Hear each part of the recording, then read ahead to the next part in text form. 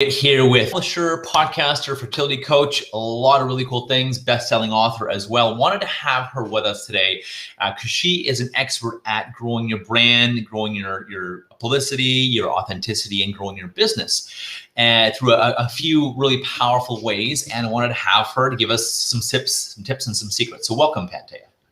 Thank you so much, James. I'm so happy to see you again. My pleasure. Likewise. I was on Pantea's show, a couple months ago. Pantea's got a couple shows as well. So again, check her show. By the way, what are the names of your shows, Pantea, so someone can check them out? Yes. First of all, hello everybody. I have 5 shows on YouTube. On Monday, I have author promotion show. On Tuesday, fertility empowerment show. Wednesday, job reinvented show. And Thursday, I have PTSD self-healing show and green healing show on Friday. And that's so interesting. Then I wanted to start podcasting. My reason was something else. I started with a fertility empowerment show because I wanted to write my book about the fertility journey. And then I had this assumption that my knowledge is not enough. I needed more expert in my book. So I had different experience from holistic medicine practitioner, right, and medical practitioner, different expertise inside the book. So I started with that last year, and then it's so interesting when you start something like coaching. You have to educate yourself all the time. So I started educating myself. I study functional medicine and other fertility coaching that it was related to my own expertise, because I was software engineer, project manager. I had no idea about health, and that's why I started learning. And then I started having my YouTube, growing my YouTube. Right now, I have more than 2,000 subscribers on YouTube channel. And my Instagram is not bad. It's around 400 something followers. But I haven't, it's the funny thing is you can't do everything together, right? You have to focus on one thing, grow it to some extent, and then go to another platform. So it took me some time, few months. I upload my all of my YouTube videos inside the podcast, because podcast for me was something very new. How do I do it? But because I have IT background, so I started doing some research, which platform is better for me. So everybody has their different ideas about the podcasting, right? And we go through this in more details later. But then I started having my podcast. As soon as I had like 1,000 subscribers, my podcast started. So I have some gap between my podcast and YouTube videos.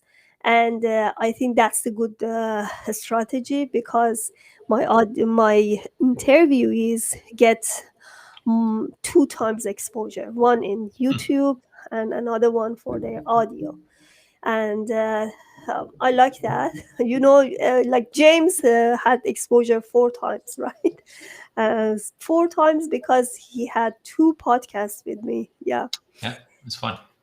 Yes. So that's for podcasting. Then you think, okay, what should I do? How can I serve more? Because people gotta contact you. They ask me about podcasting. They ask me about YouTube channel. How can we start it? And the interesting thing, I was a fertility coach, and then with this going with fertility coaching, I had to do my business as well, right?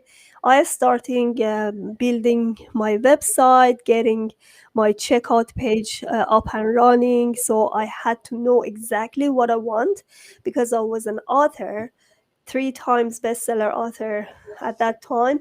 I started thinking, okay, I'm gonna help others, because everybody asked me how we can write the book, how we can be a bestseller. So I helped my contributors. All of them got bestseller out of the book. Very cool. Wow. And then that was my business. I started Ace Choice Ace Choice Publishing and Branding for publishing. So I do coaching, how to be bestseller. And it's not really far from what I'm doing, because I do fertility coaching and health um, coaching. So that's why it's kind of related. And So along those lines, you have other things that you have to do with your business. one question is, it's an interesting topic that, again, my book's a bestseller, your book's a bestseller, and one of the things you do is help people become bestsellers. Tell me, because I'd love people to know why that will differentiate you, and I'd love to hear your answer to this question, because I have my own thoughts, but I'd love to hear why become a best-selling author? Why hire someone like yourself to help them become a best-selling author? Tell us more why that's so valuable and why that really helps and why it works. Yes, actually, I think everybody wants to write a book, True. but they postpone it for years. That's what I did for like few years. I had a lot of idea in my book. I knew that I have to write. First time I wrote my book, it didn't go anywhere. I Hmm. just published it in Amazon. I didn't have any clue about the Amazon strategy. Then I see, oh, something is not right. I have to do more research. I have to learn. So that's why I started learning. A lot of ups and downs. During 2 years, I republished my book in bestseller. So that's why I learned it in a very tough way. Sometimes the hard So lessons are the most valuable or most learned, but yeah, yes, but your job is to make sure people don't need to learn it the hard way, right? yeah, bestseller author is not really. It doesn't make you millionaire. It does for some celebrities, and there is nothing impossible, so you can do it, but the title itself help you to authorize yourself as an expert. Let's say if you have a best-selling author in change management, as I had in rules of change for the better, so everybody, oh, that's something we have to. So they choose the one with best-selling rather than choose something, or Yeah. something that doesn't have any tag on it. So that's why it just help you have more exposure and more audience, more people read your book. I think you're right, and plus, like I do and you do on your website, you have a picture of your book. It says best-selling author, and I think you're right that that's instant trust, instant credibility, and instant expertise. Wow, they're a best-selling author. They must be an expert, and as you know, people want to hire experts versus generalists, and people pay experts way more than you pay a generalist. So I think that's a really good strategy for someone to really stand out and really stand and be different. And again, because there's lots of coaches or nutritionists or lawyers or Yeah. doctors or whatever. But if you're a lawyer or a doctor or a nutritionist or whatever with a best-selling book, I think that'll make you stand out among. And one of the Yeah. things, anyways, helps you stand out. Yes, it's not only that. Some people can't write the whole book, especially medical doctors, health practitioners, because True. they are so busy. Yeah. And so I help them um, help them contribute in the book. So I have a lot of compilation book. So one of them is Naturally Conceived, which was published in few months ago. And I also have Naturally Healed, which is going to publish in November. I have another book, PTSD Summit, which I love it, love it, love it, because it's full of stories of people who already overcome PTSD, and Cool. they actually help others to overcome. So that's why I really recommend everybody to read this book. It's going to be published in September, so we are very close to publishing date. Very cool. So this kind of compilation help you, because I had the same situation when I first published my book. Nobody knows me, right? Nobody knows me. So I started contributing in a compilation book. We had a big event, and then we had lots of networking opportunities. These days, unfortunately, it's COVID, so we have virtual network. Is Mhm. maybe it's not bad, but those days I had physical networking Hmm. opportunities, so everybody could see and Right. have a lot of contact. Is a really fun day. But yeah, it's not only uh, your book. It's a lot of people contributing to that book, so you get more exposure. So that's a good strategy then. So if someone wants a book, but they're like, I don't know how to write a book, or I don't want to write a long book, or I don't have the time. To your point, you can be involved in like a compilation book or a collection of other authors, and you can write maybe one or two shorter chapters, get your message out there, your value out there. It's a bestseller. You're a best-selling author, and you don't have to write a full book like you and I did. I mean, and I overanalyzed it. I went back to the drawing board 3 times too before I published my book. It was interesting. I should have published 3 books versus resetting each time. So it's interesting, and I do like the idea of a compilation book. If someone doesn't have the time to write a full book, or wants instant credibility or instant authority, they can have it fairly quickly. And especially you do a lot of the legwork and the hard work, and they just contribute a chapter or two with their message and value versus having to really literally take care of everything, find an editor, a publisher, upload to Amazon or wherever, and write an entire book and get it copywritten and or edited. So I like this idea. What are some other ways that you have found ways to build credibility, expertise, and authority online? What are some big ways that you found other than becoming an author, or especially a best-selling author? Yes, yeah. Book is just a starting point. So Yeah. you are authorized yourself as an author, and then you have this opportunity to do networking, getting a lot of speaking engagement, and that's really cool Mm, because you are an expert, right? that's true. And then another thing is what I do. I help them to create, like my co-authors. I help them create their own masterclass because I believe course is very valuable, and that's what I do. I create courses, and I Oh, also really? have my own courses. Yeah, and course versus book. It's more you can gain more money, of course, because it's a premium course. I You can have mini courses, you can have Mm, premium courses, and um, it help you share your message and also earn money. It's not only that, but you also myself, I need a lot of connection because I mm. needed to connect with real people. Let's say you can easily promote your YouTube channel, your Instagram with fake audience, Fair. Yeah, that's true. That's and true. it's so easy to lose them because, let's say, There's fake they are audience. not even they are not even type of audience you're looking for. Let's say your audience should be 30 years old more, or for my case, I needed fertility audience who are struggling for fertility, so they are adults, right? But if you do promote your with the gaming, or there are some ways that um, promoting in Instagram, they with kiddos, they just send it to for the kids, promote them, and they win the prize, right?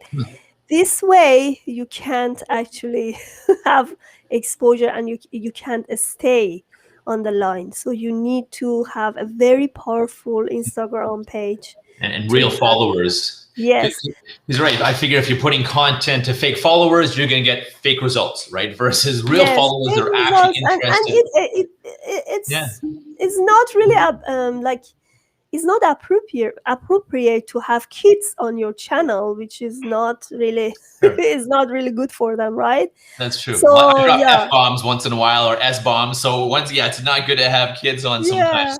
So that's what I'm saying. Like, you first of all, don't rush to get so many followers, or to have a lot of exposure. You have to wait. You have to build your business step by step, Yeah. and when it's time, it happens, right? Like, for the beginning, when I started podcasting, I was very, very lucky because I really believe in my intuition. So good connection. I had really good connection, and I started interviewing them, all of them top authority in the field. And because I had them, everybody wanted to have book an appointment with me, right? I don't look for podcast like interviewees in my podcast anymore, and I try to limit it, because before I had it every day. Every day I had podcasts, and in summer I try to have 2 3 per week, because I can do every day.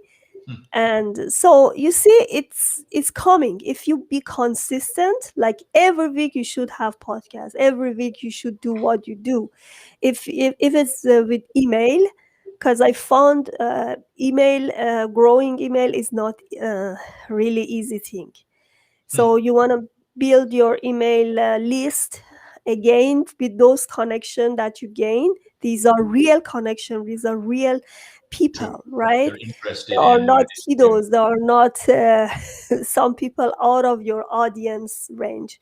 So you build it. Uh, it takes time, but they are real. Let's say it's much better to have 200 people in your email list, all of them right, Engaged. Yeah. rather than just having like 200,000 people who are not really right. True. Not engaged at all. Never going to buy from you. Yeah. Because you're, Yes, I think a lot of it, people are like, oh, I have 10,000 followers or 30,000 followers. I have, 10,000 on my email. And it's like a ego thing. But are they converting? Is it useful, or is it just a number and who the hell cares kind of thing? And I think like anything, whether it's social media or email lists or podcast followers, I think it's quality, like anything, quality over quantity. yes, exactly. So that's what I'm saying. Like, you don't rush to build it strong. Don't rush, and that helps you grow your business in a better manner, and fundamentally you can grow. And yeah, are you there, James? I am. I just thought I'd spotlight you because it's interesting. And we talked about podcasting briefly. One of my friends, Jamie from Bottleneck Digital Assistants, and he mentions he has a podcast. And a while ago he was candid. He's like, I don't have a huge amount of followers. However, the followers I do have, they're quality followers. And he said the authority a podcast has allowed me to build, and the content that people see, because remember, even if you don't have followers, it doesn't mean people aren't seeing it. This is going out to YouTube, Facebook, LinkedIn, and onward. Again, so quality over quantity. And also, just because you don't have a subscriber or people tune in weekly, the same people are watching it, they see it, they see the expertise, they see the authority. I found it's great for referrals because, you and I talk, we learn about each other. Do we like each Yes. other? And it's a great way for referrals too. And even Jamie says, I took my business over $1 million because of the podcast. And so that's pretty cool. I'm inspired now to start a podcast. So that's exactly what I did. So Podcasting yeah, itself, it doesn't, like, it's not huge money. Even a YouTube channel, right now my YouTube channel is monetized because I have lots of views. Sometimes I have like 1,000 views, sometimes I have 1 2 views. So it depends the type of the video you put there. Sometimes I'm really surprised, but sometimes it's not. So you have to find which timing is good to put your YouTube there. You have to compare a lot with the successful YouTubers, and even with the podcast. So you have to learn a lot. So and test, right? No failure, only feedback. Testing and exactly, trying, trial and testing learn. and be consistent. As I say, like, just be consistent. That's the key. And I guess have a checkout page. I Yeah. see a lot of coaches have think that they should have a big website. Don't think about that. Like, I have very very simple. In the beginning I only had Yeah. ConvertKit.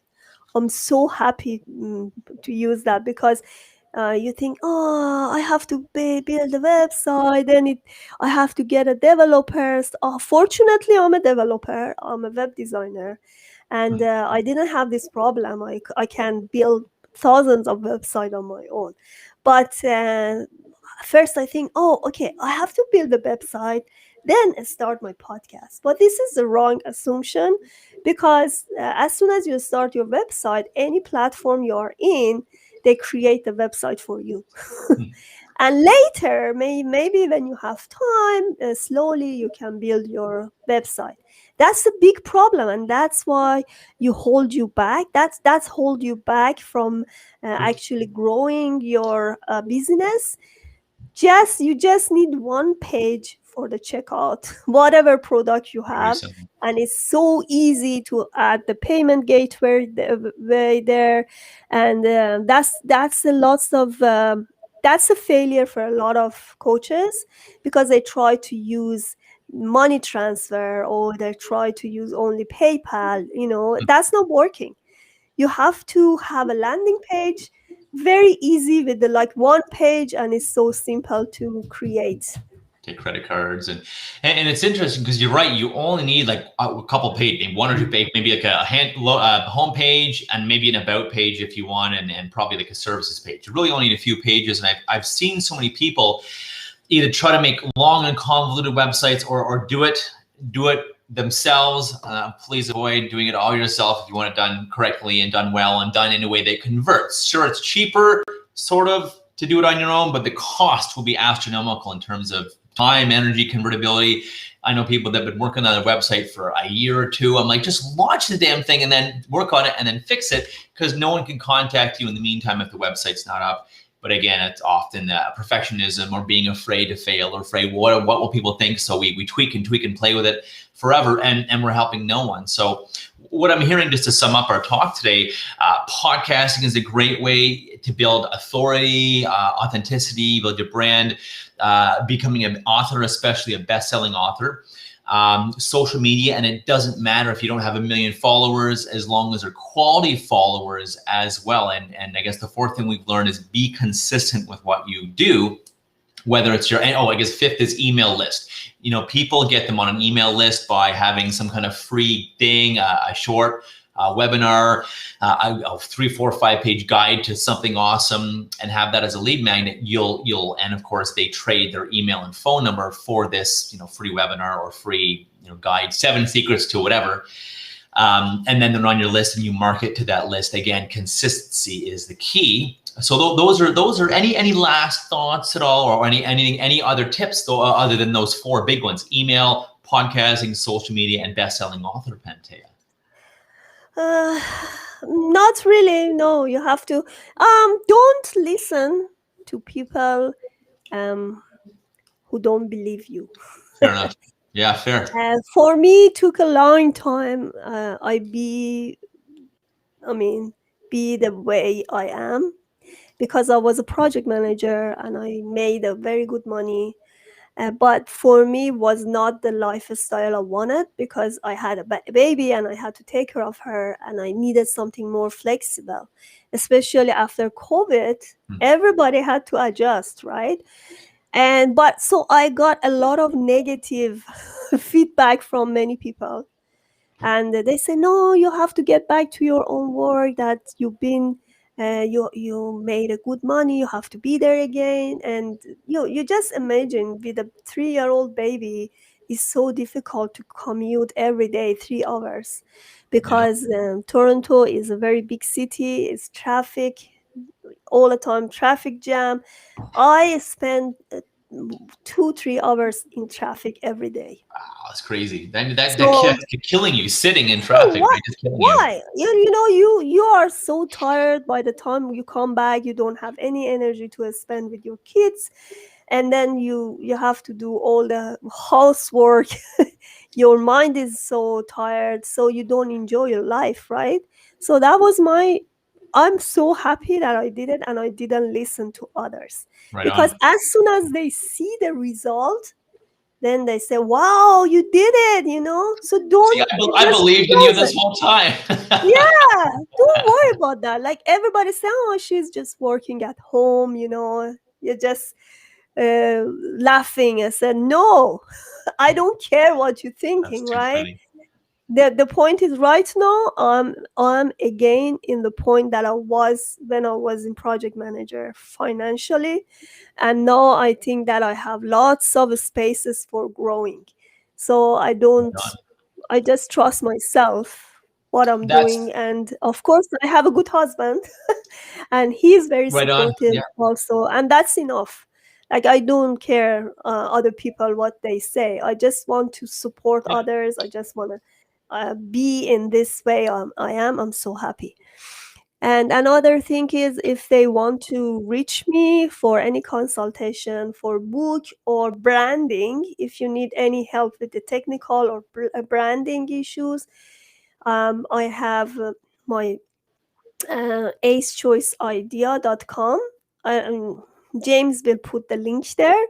So you can go there and actually find me there. You can book an appointment. And yeah, I will be happy to help.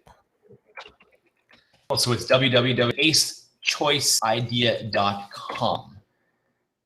I'll put that up Yes, on the I screen can. here, everyone. Uh, I'll put that there as well. you That way have everyone it? can see it. There you go, acechoiceidea.com.